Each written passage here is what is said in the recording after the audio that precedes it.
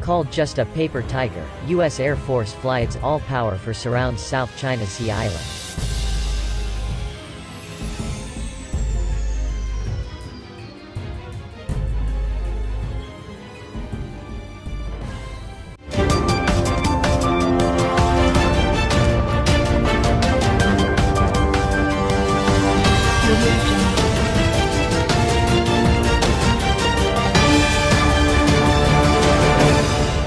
B-52 Stratofortress bomber flew halfway across the world to join two aircraft carriers in an exercise Saturday in the South China Sea, Pacific Air Forces said in a statement Sunday.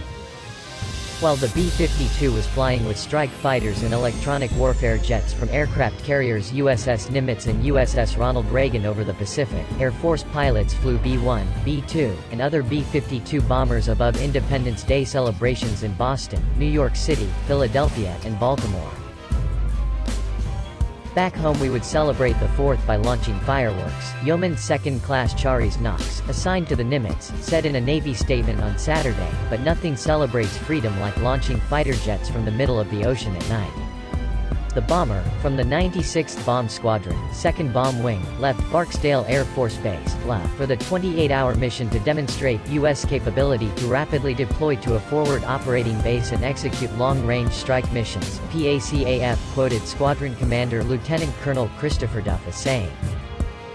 This sortie demonstrates our ability to reach out from the home station, fly anywhere in the world and execute those missions, rapidly regenerate from a forward operating base and continue operations, Duff said.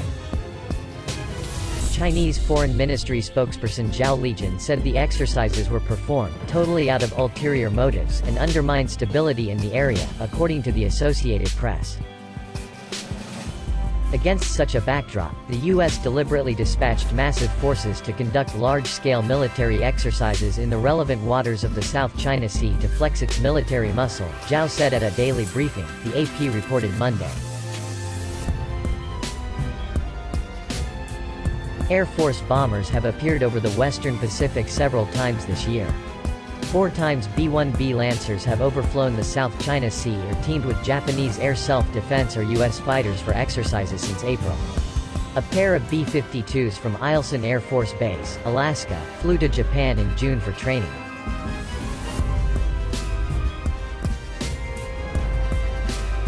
Rear Admiral George Wikoff, commander of Task Force 70, the 7th Fleet Battle Arm, said Air Force bombers strengthened joint, combined, all-domain operations with multiple strike groups in the Western Pacific.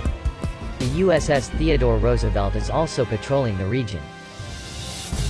While the global strategic demand for our naval forces remains high, having several carrier strike groups currently at sea enabled us to pause for extended operations with the Nimitz team, Wikoff said Monday in an email to Stars and Stripes.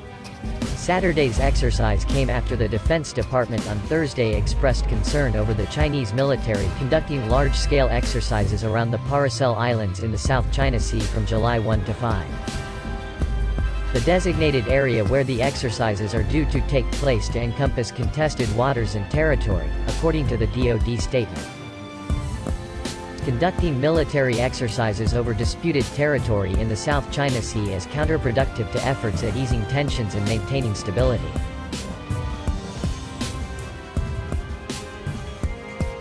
Official reports did not mention whether either of China's 2 carriers took part.